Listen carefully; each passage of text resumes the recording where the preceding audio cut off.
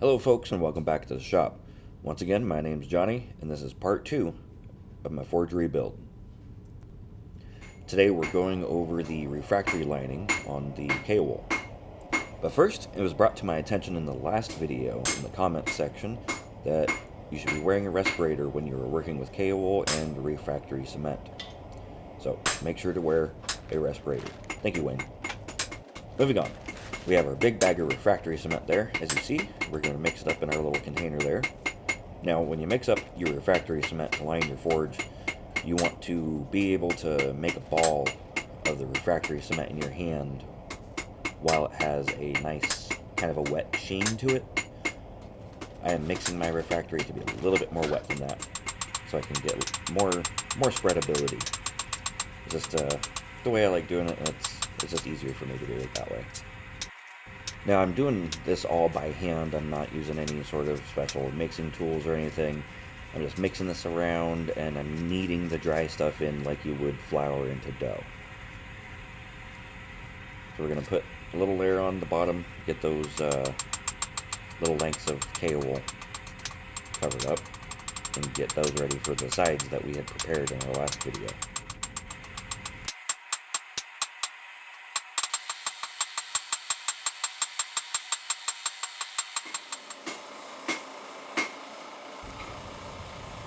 Now we're going to move on to our sides here. I'm going to add a little bit more water because this stuff kind of, it actually sets pretty quick, surprisingly. Surprisingly to me, anyway. Mix a little bit more water in there so we can get a nice even spread on these pieces of K-wool that we use for the sides.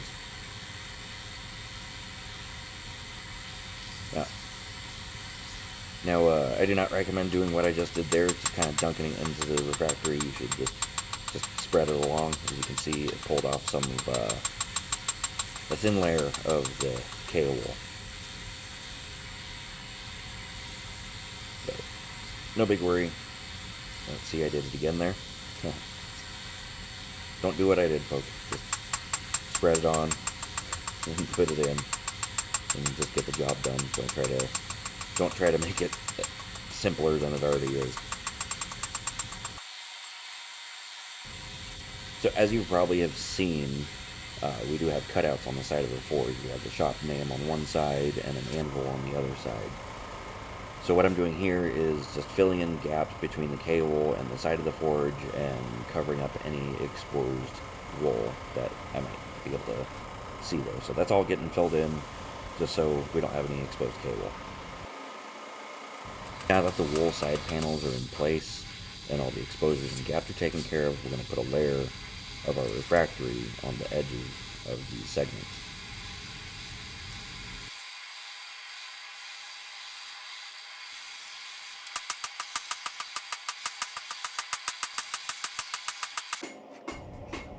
Alright, and now we're going to move the forge aside for a moment and we're going to cut out the top segment of K-wool for our burners to go through. And don't forget to wear your respirator when you're working with K-wool. Thanks, Wayne.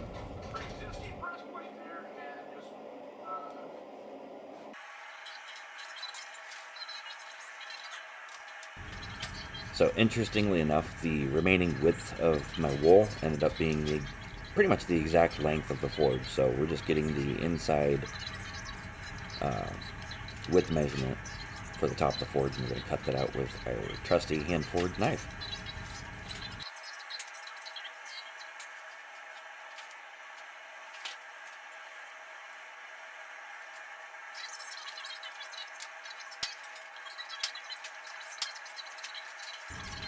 So I'm just going to edge that up and even it out so it fits nice. Then we're going to make the marks for our burners with the top of the forge and the burners themselves. And as you can see, that thing's quite beat up and in desperate need of repair. It's warped in more ways than one, so that's gonna be a fun video. Now here I'm going to grab my hole saw. It's going to be a little bit bigger than the burners themselves, about a good 1/4 of an inch bigger, just to allow for space for refractory and the burners themselves.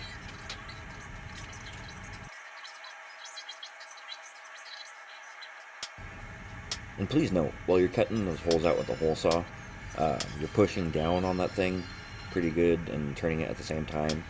Your fingers are going to be touching the cable along with spinning the little saw, and that kind of likes to grab and rips up the cable. So try to limit that as much as possible, and limit the contact between your fingertips and the cable while you're spinning that saw around. So we just sprayed the crap out of it with our rigidizer and taking that outside behind the forge to sit in the sun and dry out a little bit. And I'll apply, I think, a second and third coat while it's sitting out there curing as well.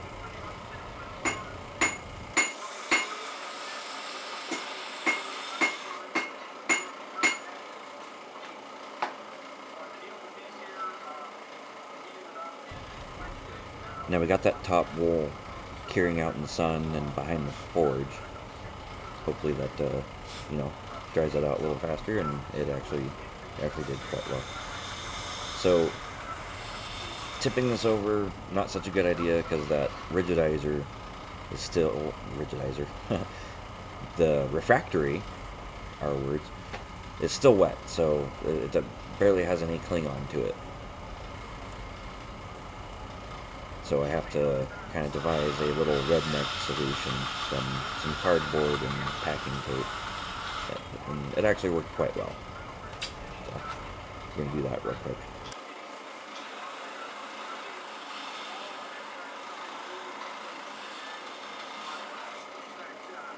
Yeah, right here you can just see my wheels spin, trying to figure out what to do, how to keep that on, but I figured it out. Little length of cardboard and packing tape did it just fine. And also I am setting a horrible example here for our younger smiths. Don't smoke in a refractory. That stuff is bad for your lungs. Even if you're pouring it as carefully as you can, you're still putting that dust in the air and you're still breathing it in, so wear a respirator. Thank you, Wayne.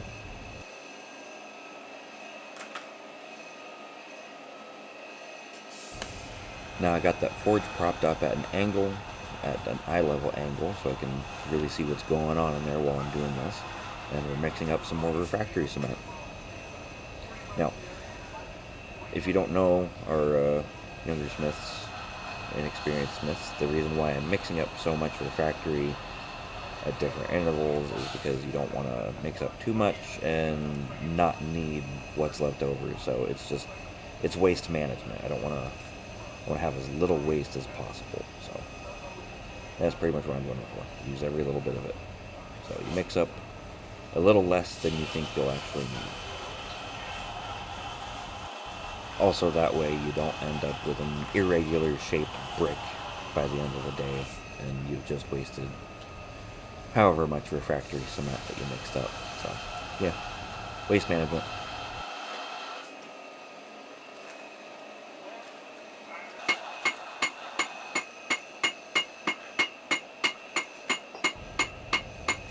Now to get this going, I'm taking pretty big gobs and I'm just laying it across the bottom corner of that forge, and then I'm going to spread it out with a little flat tool there. If you have a real tool to do it with, I suggest you use the real tool, but anything flat and kind of flexible will work.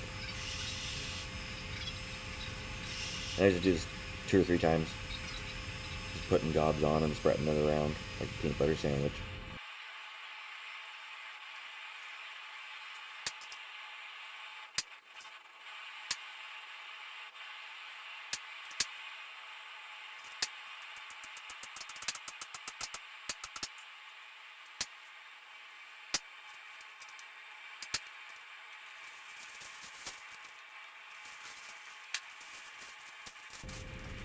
So we got that done. We're going to set it off to the side, grab my little cutting board that I use for leather work and wrapping it with some tin foil. We're going to set that top part of the K-wool for the inside top of the forge on. We're going to smother that with some refractory cement also.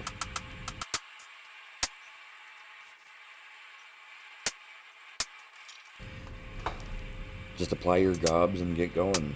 Spread that stuff around as evenly as possible. Keep applying your gobs and make it look good, make it nice and even. Get inside the burner holes there. That's important. You want to line those up as well as you can. Just remember the idea when you're lining your forge, the wool for your forge, that the idea is to cover up as much of the exposed wool as you can with the refractory cement. And don't be afraid to use a good amount to get a nice thick layer. However, like I mentioned earlier, don't mix up too much at a time either, lest you end up with an odd shaped brick. So that's about all we have for part 2. Stay tuned for part 3, where you'll be able to get to see me redneck the top of that forge into a somewhat of a functional shape. Hopefully we get it as flat as possible and get it pretty functional. We'll have to do some modifications to it, I'm pretty sure, just to, get that usable again. Thank you very much. Like, share, and subscribe. Y'all have a good day. Wear your respirators. Thank you, Wayne.